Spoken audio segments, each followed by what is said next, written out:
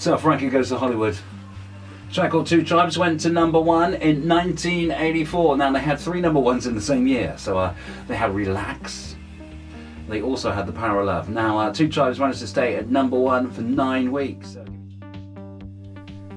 My name's Paul Hunter and I present a show on WCR, Warminster Community Radio, every Saturday afternoon as a volunteer.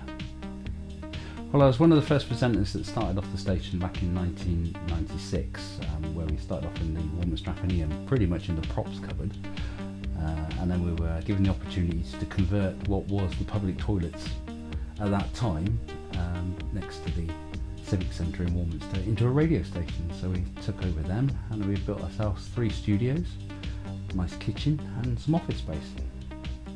So in the studio we use what we call Soundtech Alice mixing desks, which are about 34 channel mixing desk, which is originally the sort of like the BBC standard for broadcasting over the years. They have changed slightly over the years. Other different studios use different things, but that's the particular ones that we use. They're analog, not digital, although we do have computer programs that play out music called RDS, and there's various other programs on the market, but that's the particular one that we use with touch screen, so it pre-loads all the tracks up for you if you want to preload it. You can play all jingles and things like that. Because we're a community radio station, we don't use adverts because we're not allowed to advertise as a community radio station. We're purely voluntary work, and how we keep the station on there is by fundraising and sort of training people how to use the studio, using all the editing equipment and things like that as well.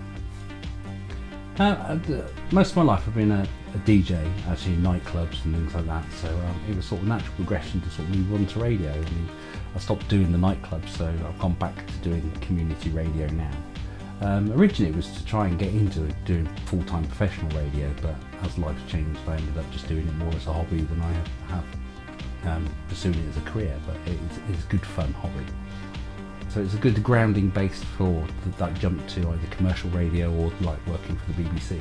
I mean, we have had a few people that worked at Warminster Radio that now work for the BBC. One of them works for BBC Radio too. I mean, even though I'm a volunteer on the radio and I don't get paid for what I do, I mean, I do a 3-hour show every Saturday afternoon. I mean, it's not just a case of turning up and just whacking in some CDs and off you go. I mean, an average 3-hour show can take 4, 5, maybe more hours to put together. I mean, you need to keep it entertaining, otherwise the station's not going to get any listeners. So all the music I play is actually from my personal collection, although the studio does have its own CDs and stuff as well, but a lot of the presenters bring their own music in. Obviously you need to go through all that to make sure it's suitable for radio broadcast and there's no obscene language or words in there that could offend people. And then I do an hour's worth of number 1 hit singles at the end.